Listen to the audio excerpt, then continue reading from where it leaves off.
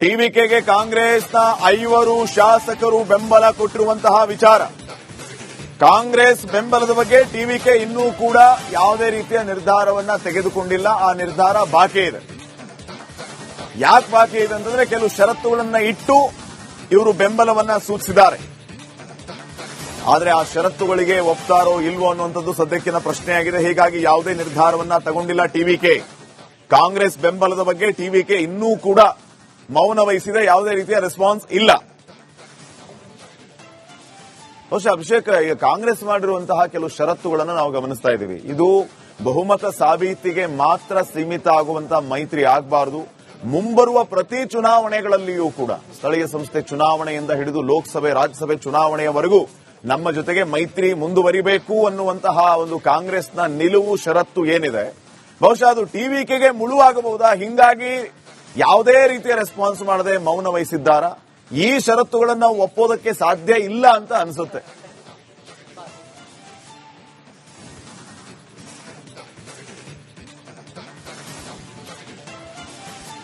ರಾಜ್ಯವನ್ನ ಆಳೋದಕ್ಕೆ ಸುಭದ್ರವಾದ ಬೇಸನ್ನ ರೆಡಿ ಮಾಡಿಕೊಳ್ಬೇಕು. ಈಗಿರುವಂತಹ ಹಳೆಯ ನಾಯಕರು ಒಂದಲ್ಲ ಒಂದು ದಿನ ಕಾಲವಾಗ್ತಾರೆ, ರಾಜಕೀಯ ಜೀವನದಿಂದ ನಿವೃತ್ತಿ ಆಗ್ತಾರೆ. ಯಾರಿಗಾದ್ರೂ ಒಬ್ಬ ಟಿಕೆಟ್ ಕೊಡಬೇಕು, ಆದ್ರೆ ಯಾರಿಗಾದ್ರೂ ಒಬ್ಬನಿಗೆ ಕೊಡೋ ಬದಲು ಸ್ಟ್ರಾಂಗ್ ಆಗಿರುವಂತ ಒಬ್ಬ ಕಂಟೆಸ್ಟೆಂಟ್ಗೆ ಕೊಡಬೇಕು ಅನ್ನೋ ಲೆಕ್ಕಾಚಾರ ಇರುತ್ತೆ.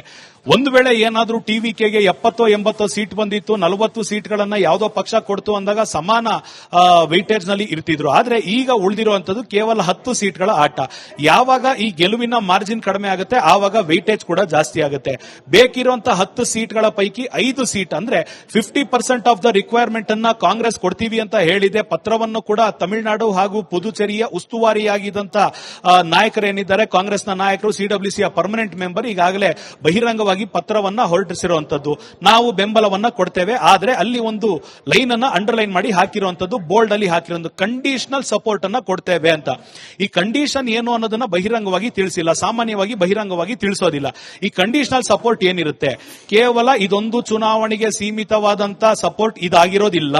ಇನ್ನು ಮುಂದೆ ರಾಜ್ಯಸಭೆ, ಲೋಕಸಭೆ, ಎಂಎಲ್ಎ, ಲೋಕಲ್ ಬಾಡಿ ಯಾವುದೇ ರೀತಿಯ ಎಲೆಕ್ಷನ್ ಅಲ್ಲಿ ಟಿವಿಕೆ ಸ್ಪರ್ಧೆ ಮಾಡ್ತಿದ್ರು ಕೂಡ ಕಾಂಗ್ರೆಸ್ ಅನ್ನ ನೀವು ಗಣನೆಗೆ ತೆಗೆದುಕೊಳ್ಬೇಕಾಗುತ್ತೆ. ಸೀಟ್ ಶೇರಿಂಗ್ ನಲ್ಲಿ ಇಂತಿಷ್ಟು ಮಾರ್ಜಿನ್ ಅಂತ ನೀವು ನಮಗೆ ಉಳಿಸಬೇಕಾಗುತ್ತೆ. ನೀವು ನಮಗೋಸ್ಕರ ಕೆಲಸ ಮಾಡಬೇಕು, ನಾವು ನಿಮಗೋಸ್ಕರ ಕೆಲಸ ಮಾಡ್ತೇವೆ. ನಿಮ್ಮ ಪಕ್ಷ ಬೆಳೆಸೋದರ ಜೊತೆಯಲ್ಲಿ ನಮ್ಮ ಪಕ್ಷಕ್ಕೂ ಕೂಡ ನೀವು ಬೇಕಾದಂತ ಎಲ್ಲ ಅವಶ್ಯಕತೆಯನ್ನ, ಸೌಲಭ್ಯಗಳನ್ನ ನೀಡಬೇಕಾಗುತ್ತೆ.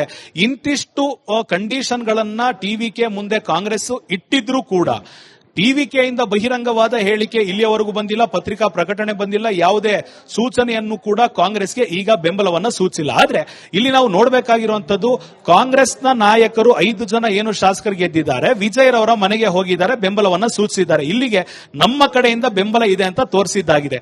ಈಗೇನಿದ್ರು ವಿಜಯರವರು ಈ ಬೆಂಬಲವನ್ನ ತೆಗೆದುಕೊಳ್ತಾರಾ ಇಲ್ವಾ ಅನ್ನೋ ಒಂದು ಪ್ರಶ್ನೆ ಇರೋದ್ರಿಂದ ಈ ಲೆಕ್ಕಾಚಾರದ ಆಟ ಯಾವ ರೀತಿ ಆಗುತ್ತೆ, ಹಾವು ಏಣಿ ಆಟ ಯಾವ ರೀತಿ ಆಗುತ್ತೆ, ಯಾವ ಪಕ್ಷದ ಜೊತೆ ನಾನು ಗುರುತಿಸಿಕೊಂಡ್ರೆ ಇನ್ನೊಂದು 20 ವರ್ಷ ನಾನು ರಾಜಕೀಯ ಜೀವನದಲ್ಲಿ ಮುಂದುವರಿಯಬಹುದು ಅನ್ನೋದು ಲೆಕ್ಕಾಚಾರವನ್ನ ಹಾಕಿ ರಾಜಕೀಯ ನಿಪುಣರು, ವಿಶ್ಲೇಷಕರು ಹಾಗೂ ಧುರೀಣರ ಜೊತೆ ಮಾತನಾಡಿ ಮುಂದೆ ಒಂದು ರೆವಲ್ಯೂಷನ್ ಆದಂತ ರೀತಿಯಲ್ಲಿ ಟಿವಿಕೆ ಬಂದಿರೋದ್ರಿಂದ ಈ ರೆವಲ್ಯೂಷನ್ ಇನ್ನೊಂದು 20 ವರ್ಷ ಕಂಟಿನ್ಯೂ ಆಗಬೇಕಂದ್ರೆ ಯಾರ ಜೊತೆ ಹೆಜ್ಜೆ ಹಾಕಬೇಕು ಅನ್ನೋದು ಲೆಕ್ಕಾಚಾರವನ್ನ ಮಾಡಿದ ನಂತರವಷ್ಟೇ ಇವರು ಕೂಡ ಆ ಒಂದು ಬೆಂಬಲವನ್ನ ಸ್ವೀಕಾರ ಮಾಡ್ತಾರಾ ಅನ್ನೋದನ್ನ ನೋಡಬೇಕಾಗಿದೆ. ಪಾಟೀಲ್ರೆ, ಥ್ಯಾಂಕ್ ಯು ಅಭಿಷೇಕ್ ಮಾಹಿತಿಗಾಗಿ.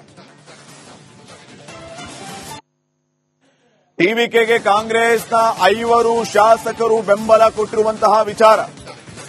ಕಾಂಗ್ರೆಸ್ ಬೆಂಬಲದ ಬಗ್ಗೆ ಟಿವಿಕೆ ಇನ್ನೂ ಕೂಡ ಯಾವುದೇ ರೀತಿಯ ನಿರ್ಧಾರವನ್ನ ತೆಗೆದುಕೊಂಡಿಲ್ಲ. ಆ ನಿರ್ಧಾರ ಬಾಕಿ ಇದೆ.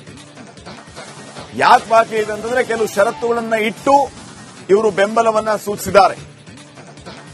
ಆದರೆ ಆ ಷರತ್ತುಗಳಿಗೆ ಒಪ್ತಾರೋ ಇಲ್ವೋ ಅನ್ನುವಂಥದ್ದು ಸದ್ಯಕ್ಕಿನ ಪ್ರಶ್ನೆಯಾಗಿದೆ. ಹೀಗಾಗಿ ಯಾವುದೇ ನಿರ್ಧಾರವನ್ನ ತಗೊಂಡಿಲ್ಲ ಟಿವಿಕೆ.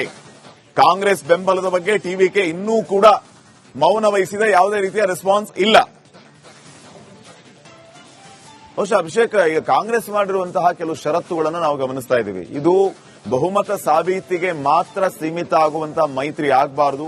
ಮುಂಬರುವ ಪ್ರತಿ ಚುನಾವಣೆಗಳಲ್ಲಿಯೂ ಕೂಡ ಸ್ಥಳೀಯ ಸಂಸ್ಥೆ ಚುನಾವಣೆಯಿಂದ ಹಿಡಿದು ಲೋಕಸಭೆ ರಾಜ್ಯಸಭೆ ಚುನಾವಣೆಯವರೆಗೂ ನಮ್ಮ ಜೊತೆಗೆ ಮೈತ್ರಿ ಮುಂದುವರಿಬೇಕು ಅನ್ನುವಂತಹ ಒಂದು ಕಾಂಗ್ರೆಸ್ನ ನಿಲುವು ಷರತ್ತು ಏನಿದೆ, ಬಹುಶಃ ಅದು ಟಿವಿಕೆಗೆ ಮುಳುವಾಗಬಹುದಾ? ಹಿಂಗಾಗಿ ಯಾವುದೇ ರೀತಿಯ ರೆಸ್ಪಾನ್ಸ್ ಮಾಡದೆ ಮೌನ ವಹಿಸಿದ್ದಾರಾ?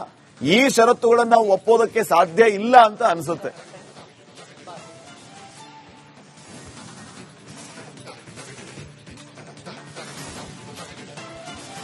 ವರ್ಷ ರಾಜ್ಯವನ್ನ ಆಳೋದಕ್ಕೆ ಸುಭದ್ರವಾದ ಬೇಸ್ ಅನ್ನ ರೆಡಿ ಮಾಡ್ಕೊಳ್ಬೇಕು. ಈಗಿರುವಂತಹ ಹಳೆಯ ನಾಯಕರು ಒಂದಲ್ಲ ಒಂದು ದಿನ ಕಾಲವಾಗ್ತಾರೆ, ರಾಜಕೀಯ ಜೀವನದಿಂದ ನಿವೃತ್ತಿ ಆಗ್ತಾರೆ. ಯಾರಿಗಾದ್ರೂ ಒಬ್ಬ ಟಿಕೆಟ್ ಕೊಡಬೇಕು, ಆದ್ರೆ ಯಾರಿಗಾದ್ರೂ ಒಬ್ಬನಿಗೆ ಕೊಡೋ ಬದಲು ಸ್ಟ್ರಾಂಗ್ ಆಗಿರುವಂತ ಒಬ್ಬ ಕಂಟೆಸ್ಟೆಂಟ್ಗೆ ಕೊಡಬೇಕು ಅನ್ನೋ ಲೆಕ್ಕಾಚಾರ ಇರುತ್ತೆ. ಒಂದು ವೇಳೆ ಏನಾದ್ರೂ ಟಿವಿಕೆಗೆ 70-80 ಸೀಟ್ ಬಂದಿತ್ತು, 40 ಸೀಟ್ಗಳನ್ನ ಯಾವುದೋ ಪಕ್ಷ ಕೊಡ್ತು ಅಂದಾಗ ಸಮಾನ ವೈಟೇಜ್ ನಲ್ಲಿ ಇರ್ತಿದ್ರು. ಆದ್ರೆ ಈಗ ಉಳಿದಿರುವಂತದ್ದು ಕೇವಲ 10 ಸೀಟ್ಗಳ ಆಟ. ಯಾವಾಗ ಈ ಗೆಲುವಿನ ಮಾರ್ಜಿನ್ ಕಡಿಮೆ ಆಗುತ್ತೆ ಆವಾಗ ವೈಟೇಜ್ ಕೂಡ ಜಾಸ್ತಿ ಆಗುತ್ತೆ. ಬೇಕಿರುವಂತಹ 10 ಸೀಟ್ಗಳ ಪೈಕಿ 5 ಸೀಟ್ ಅಂದ್ರೆ 50% ಆಫ್ ದ ರಿಕ್ವೈರ್ಮೆಂಟ್ ಅನ್ನ ಕಾಂಗ್ರೆಸ್ ಕೊಡ್ತೀವಿ ಅಂತ ಹೇಳಿದೆ. ಪತ್ರವನ್ನು ಕೂಡ ತಮಿಳುನಾಡು ಹಾಗೂ ಪುದುಚೇರಿಯ ಉಸ್ತುವಾರಿಯಾಗಿದ್ದಂತ ನಾಯಕರೇನಿದ್ದಾರೆ, ಕಾಂಗ್ರೆಸ್ನ ನಾಯಕರು, ಸಿಡಬ್ಲ್ಯೂಸಿಯ ಪರ್ಮನೆಂಟ್ ಮೆಂಬರ್ ಈಗಾಗಲೇ ಬಹಿರಂಗವಾಗಿ ಪತ್ರವನ್ನ ಹೊರಡಿಸಿರುವಂತದ್ದು. ನಾವು ಬೆಂಬಲವನ್ನ ಕೊಡ್ತೇವೆ, ಆದ್ರೆ ಅಲ್ಲಿ ಒಂದು ಲೈನ್ ಅನ್ನ ಅಂಡರ್ಲೈನ್ ಮಾಡಿ ಹಾಕಿರುವಂತದ್ದು, ಬೋಲ್ಡ್ ಅಲ್ಲಿ ಹಾಕಿರೋ ಕಂಡೀಷನಲ್ ಸಪೋರ್ಟ್ ಅನ್ನ ಕೊಡ್ತೇವೆ ಅಂತ. ಈ ಕಂಡೀಷನ್ ಏನು ಅನ್ನೋದನ್ನ ಬಹಿರಂಗವಾಗಿ ತಿಳಿಸಿಲ್ಲ, ಸಾಮಾನ್ಯವಾಗಿ ಬಹಿರಂಗವಾಗಿ ತಿಳಿಸೋದಿಲ್ಲ. ಈ ಕಂಡೀಷನಲ್ ಸಪೋರ್ಟ್ ಏನಿರುತ್ತೆ, ಕೇವಲ ಇದೊಂದು ಚುನಾವಣೆಗೆ ಸೀಮಿತವಾದಂತ ಸಪೋರ್ಟ್ ಇದಾಗಿರೋದಿಲ್ಲ. ಇನ್ನು ಮುಂದೆ ರಾಜ್ಯಸಭೆ, ಲೋಕಸಭೆ, ಎಂಎಲ್ಎ, ಲೋಕಲ್ ಬಾಡಿ ಯಾವುದೇ ರೀತಿಯ ಎಲೆಕ್ಷನ್ ನಲ್ಲಿ ಟಿವಿಕೆ ಸ್ಪರ್ಧೆ ಮಾಡ್ತಿದ್ರು ಕೂಡ ಕಾಂಗ್ರೆಸ್ ಅನ್ನ ನೀವು ಗಣನೆಗೆ ತೆಗೆದುಕೊಳ್ಬೇಕಾಗುತ್ತೆ. ಸೀಟ್ ಶೇರಿಂಗ್ ನಲ್ಲಿ ಇಂತಿಷ್ಟು ಮಾರ್ಜಿನ್ ಅಂತ ನೀವು ನಮಗೆ ಉಳಿಸಬೇಕಾಗುತ್ತೆ. ನೀವು ನಮಗೋಸ್ಕರ ಕೆಲಸ ಮಾಡಬೇಕು, ನಾವು ನಿಮಗೋಸ್ಕರ ಕೆಲಸ ಮಾಡ್ತೇವೆ. ನಿಮ್ಮ ಪಕ್ಷ ಬೆಳೆಸೋದರ ಜೊತೆಯಲ್ಲಿ ನಮ್ಮ ಪಕ್ಷಕ್ಕೂ ಕೂಡ ನೀವು ಬೇಕಾದಂತ ಎಲ್ಲ ಅವಶ್ಯಕತೆಯನ್ನ, ಸೌಲಭ್ಯಗಳನ್ನ ನೀಡಬೇಕಾಗುತ್ತೆ.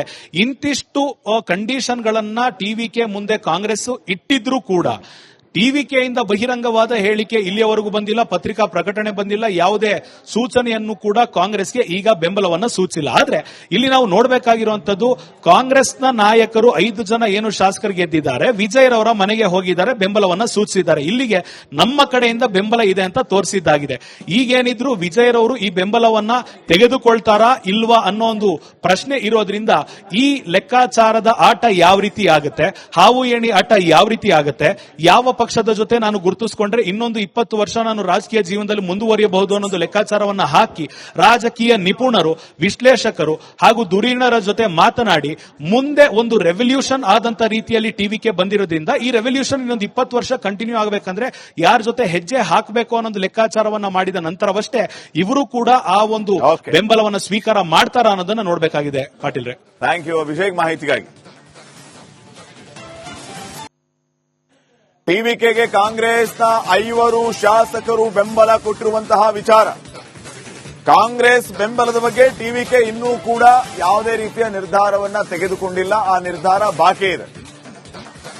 ಯಾಕೆ ಬಾಕಿ ಇದೆ ಅಂತಂದ್ರೆ ಕೆಲವು ಷರತ್ತುಗಳನ್ನ ಇಟ್ಟು ಇವರು ಬೆಂಬಲವನ್ನ ಸೂಚಿಸಿದ್ದಾರೆ. ಆದರೆ ಆ ಷರತ್ತುಗಳಿಗೆ ಒಪ್ತಾರೋ ಇಲ್ವೋ ಅನ್ನುವಂಥದ್ದು ಸದ್ಯಕ್ಕಿನ ಪ್ರಶ್ನೆಯಾಗಿದೆ. ಹೀಗಾಗಿ ಯಾವುದೇ ನಿರ್ಧಾರವನ್ನ ತಗೊಂಡಿಲ್ಲ ಟಿವಿಕೆ. ಕಾಂಗ್ರೆಸ್ ಬೆಂಬಲದ ಬಗ್ಗೆ ಟಿವಿಕೆ ಇನ್ನೂ ಕೂಡ ಮೌನ ವಹಿಸಿದೆ, ಯಾವುದೇ ರೀತಿಯ ರೆಸ್ಪಾನ್ಸ್ ಇಲ್ಲ. ಬಹುಶಃ ಅಭಿಷೇಕ್, ಕಾಂಗ್ರೆಸ್ ಮಾಡಿರುವಂತಹ ಕೆಲವು ಷರತ್ತುಗಳನ್ನು ನಾವು ಗಮನಿಸ್ತಾ ಇದ್ದೀವಿ. ಇದು ಬಹುಮತ ಸಾಬೀತಿಗೆ ಮಾತ್ರ ಸೀಮಿತ ಆಗುವಂತಹ ಮೈತ್ರಿ ಆಗಬಾರದು. ಮುಂಬರುವ ಪ್ರತಿ ಚುನಾವಣೆಗಳಲ್ಲಿಯೂ ಕೂಡ, ಸ್ಥಳೀಯ ಸಂಸ್ಥೆ ಚುನಾವಣೆಯಿಂದ ಹಿಡಿದು ಲೋಕಸಭೆ, ರಾಜ್ಯಸಭೆ ಚುನಾವಣೆಯವರೆಗೂ ನಮ್ಮ ಜೊತೆಗೆ ಮೈತ್ರಿ ಮುಂದುವರಿಬೇಕು ಅನ್ನುವಂತಹ ಒಂದು ಕಾಂಗ್ರೆಸ್ನ ನಿಲುವು, ಷರತ್ತು ಏನಿದೆ, ಬಹುಶಃ ಅದು ಟಿವಿಕೆಗೆ ಮುಳುವಾಗಬಹುದಾ? ಹಿಂಗಾಗಿ ಯಾವುದೇ ರೀತಿಯ ರೆಸ್ಪಾನ್ಸ್ ಮಾಡದೆ ಮೌನ ವಹಿಸಿದ್ದಾರಾ? ಈ ಷರತ್ತುಗಳನ್ನು ಒಪ್ಪೋದಕ್ಕೆ ಸಾಧ್ಯ ಇಲ್ಲ ಅಂತ ಅನಿಸುತ್ತೆ.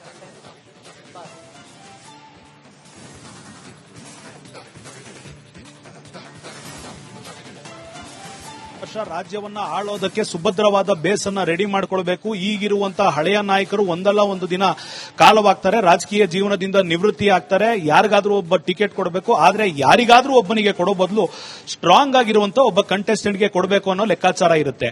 ಒಂದು ವೇಳೆ ಏನಾದ್ರೂ ಟಿವಿಕೆಗೆ 70-80 ಸೀಟ್ ಬಂದಿತ್ತು, 40 ಸೀಟ್ಗಳನ್ನ ಯಾವುದೋ ಪಕ್ಷ ಕೊಡ್ತು ಅಂದಾಗ ಸಮಾನ ವೈಟೇಜ್ ನಲ್ಲಿ ಇರ್ತಿದ್ರು. ಆದ್ರೆ ಈಗ ಉಳಿದಿರುವಂತದ್ದು ಕೇವಲ 10 ಸೀಟ್ಗಳ ಆಟ. ಯಾವಾಗ ಈ ಗೆಲುವಿನ ಮಾರ್ಜಿನ್ ಕಡಿಮೆ ಆಗುತ್ತೆ ಆವಾಗ ವೈಟೇಜ್ ಕೂಡ ಜಾಸ್ತಿ ಆಗುತ್ತೆ. ಬೇಕಿರುವಂತಹ 10 ಸೀಟ್ಗಳ ಪೈಕಿ 5 ಸೀಟ್ ಅಂದ್ರೆ 50% ಆಫ್ ದ ರಿಕ್ವೈರ್ಮೆಂಟ್ ಅನ್ನ ಕಾಂಗ್ರೆಸ್ ಕೊಡ್ತೀವಿ ಅಂತ ಹೇಳಿದೆ. ಪತ್ರವನ್ನು ಕೂಡ ತಮಿಳುನಾಡು ಹಾಗೂ ಪುದುಚೇರಿಯ ಉಸ್ತುವಾರಿಯಾಗಿದ್ದಂತ ನಾಯಕರೇನಿದ್ದಾರೆ, ಕಾಂಗ್ರೆಸ್ನ ನಾಯಕರು, ಸಿಡಬ್ಲ್ಯೂಸಿಯ ಪರ್ಮನೆಂಟ್ ಮೆಂಬರ್ ಈಗಾಗಲೇ ಬಹಿರಂಗವಾಗಿ ಪತ್ರವನ್ನ ಹೊರಡಿಸಿರುವಂತದ್ದು. ನಾವು ಬೆಂಬಲವನ್ನ ಕೊಡ್ತೇವೆ, ಆದ್ರೆ ಅಲ್ಲಿ ಒಂದು ಲೈನ್ ಅನ್ನ ಅಂಡರ್ಲೈನ್ ಮಾಡಿ ಹಾಕಿರುವಂತದ್ದು, ಬೋಲ್ಡ್ ಅಲ್ಲಿ ಹಾಕಿರೋ ಕಂಡೀಷನಲ್ ಸಪೋರ್ಟ್ ಅನ್ನ ಕೊಡ್ತೇವೆ ಅಂತ. ಈ ಕಂಡೀಷನ್ ಏನು ಅನ್ನೋದನ್ನ ಬಹಿರಂಗವಾಗಿ ತಿಳಿಸಿಲ್ಲ, ಸಾಮಾನ್ಯವಾಗಿ ಬಹಿರಂಗವಾಗಿ ತಿಳಿಸೋದಿಲ್ಲ. ಈ ಕಂಡೀಷನಲ್ ಸಪೋರ್ಟ್ ಏನಿರುತ್ತೆ, ಕೇವಲ ಇದೊಂದು ಚುನಾವಣೆಗೆ ಸೀಮಿತವಾದಂತಹ ಸಪೋರ್ಟ್ ಇದಾಗಿರೋದಿಲ್ಲ. ಇಲ್ಲ. ಇನ್ನು ಮುಂದೆ ರಾಜ್ಯಸಭೆ, ಲೋಕಸಭೆ, ಎಂಎಲ್ಎ, ಲೋಕಲ್ ಬಾಡಿ ಯಾವುದೇ ರೀತಿಯ ಎಲೆಕ್ಷನ್ ನಲ್ಲಿ ಟಿವಿಕೆ ಸ್ಪರ್ಧೆ ಮಾಡ್ತಿದ್ರು ಕೂಡ ಕಾಂಗ್ರೆಸ್ ಅನ್ನ ನೀವು ಗಣನೆಗೆ ತೆಗೆದುಕೊಳ್ಬೇಕಾಗುತ್ತೆ. ಸೀಟ್ ಶೇರಿಂಗ್ ನಲ್ಲಿ ಇಂತಿಷ್ಟು ಮಾರ್ಜಿನ್ ಅಂತ ನೀವು ನಮಗೆ ಉಳಿಸಬೇಕಾಗುತ್ತೆ. ನೀವು ನಮಗೋಸ್ಕರ ಕೆಲಸ ಮಾಡಬೇಕು, ನಾವು ನಿಮಗೋಸ್ಕರ ಕೆಲಸ ಮಾಡ್ತೇವೆ. ನಿಮ್ಮ ಪಕ್ಷ ಬೆಳೆಸೋದರ ಜೊತೆಯಲ್ಲಿ ನಮ್ಮ ಪಕ್ಷಕ್ಕೂ ಕೂಡ ನೀವು ಬೇಕಾದಂತ ಎಲ್ಲ ಅವಶ್ಯಕತೆಯನ್ನ, ಸೌಲಭ್ಯಗಳನ್ನ ನೀಡಬೇಕಾಗುತ್ತೆ. ಇಂತಿಷ್ಟು ಕಂಡೀಷನ್ ಗಳನ್ನ ಟಿವಿಕೆ ಮುಂದೆ ಕಾಂಗ್ರೆಸ್ ಇಟ್ಟಿದ್ರೂ ಕೂಡ ಟಿವಿಕೆಯಿಂದ ಬಹಿರಂಗವಾದ ಹೇಳಿಕೆ ಇಲ್ಲಿಯವರೆಗೂ ಬಂದಿಲ್ಲ, ಪತ್ರಿಕಾ ಪ್ರಕಟಣೆ ಬಂದಿಲ್ಲ, ಯಾವುದೇ ಸೂಚನೆಯನ್ನು ಕೂಡ ಕಾಂಗ್ರೆಸ್ಗೆ ಈಗ ಬೆಂಬಲವನ್ನ ಸೂಚಿಸಿಲ್ಲ. ಆದ್ರೆ ಇಲ್ಲಿ ನಾವು ನೋಡಬೇಕಾಗಿರುವಂತದ್ದು, ಕಾಂಗ್ರೆಸ್ನ ನಾಯಕರು 5 ಜನ ಏನು ಶಾಸಕರು ಗೆದ್ದಿದ್ದಾರೆ, ವಿಜಯ್ ರವರ ಮನೆಗೆ ಹೋಗಿದ್ದಾರೆ, ಬೆಂಬಲವನ್ನ ಸೂಚಿಸಿದ್ದಾರೆ. ಇಲ್ಲಿಗೆ ನಮ್ಮ ಕಡೆಯಿಂದ ಬೆಂಬಲ ಇದೆ ಅಂತ ತೋರಿಸಿದ್ದಾಗಿದೆ. ಈಗೇನಿದ್ರು ವಿಜಯ್ ರವರು ಈ ಬೆಂಬಲವನ್ನ ತೆಗೆದುಕೊಳ್ತಾರಾ ಇಲ್ವಾ ಅನ್ನೋ ಒಂದು ಪ್ರಶ್ನೆ ಇರೋದ್ರಿಂದ ಈ ಲೆಕ್ಕಾಚಾರದ ಆಟ ಯಾವ ರೀತಿ ಆಗುತ್ತೆ, ಹಾವು ಏಣಿ ಆಟ ಯಾವ ರೀತಿ ಆಗುತ್ತೆ, ಯಾವ ಪಕ್ಷದ ಜೊತೆ ನಾನು ಗುರುತಿಸಿಕೊಂಡ್ರೆ ಇನ್ನೊಂದು 20 ವರ್ಷ ನಾನು ರಾಜಕೀಯ ಜೀವನದಲ್ಲಿ ಮುಂದುವರಿಯಬಹುದು ಅನ್ನೊಂದು ಲೆಕ್ಕಾಚಾರವನ್ನ ಹಾಕಿ ರಾಜಕೀಯ ನಿಪುಣರು, ವಿಶ್ಲೇಷಕರು ಹಾಗೂ ಧುರೀಣರ ಜೊತೆ ಮಾತನಾಡಿ ಮುಂದೆ ಒಂದು ರೆವಲ್ಯೂಷನ್ ಆದಂತ ರೀತಿಯಲ್ಲಿ ಟಿವಿಕೆ ಬಂದಿರೋದ್ರಿಂದ ಈ ರೆವಲ್ಯೂಷನ್ ಇನ್ನೊಂದು 20 ವರ್ಷ ಕಂಟಿನ್ಯೂ ಆಗಬೇಕಂದ್ರೆ ಯಾರ ಜೊತೆ ಹೆಜ್ಜೆ ಹಾಕಬೇಕು ಅನ್ನೊಂದು ಲೆಕ್ಕಾಚಾರವನ್ನ ಮಾಡಿದ ನಂತರವಷ್ಟೇ ಇವರು ಕೂಡ ಆ ಒಂದು ಬೆಂಬಲವನ್ನು ಸ್ವೀಕಾರ ಮಾಡ್ತಾರಾ ಅನ್ನೋದನ್ನ ನೋಡಬೇಕಾಗಿದೆ. ಪಾಟೀಲ್ ರೇ, ಥ್ಯಾಂಕ್ ಯು ಅಭಿಷೇಕ್ ಮಾಹಿತಿಗಾಗಿ.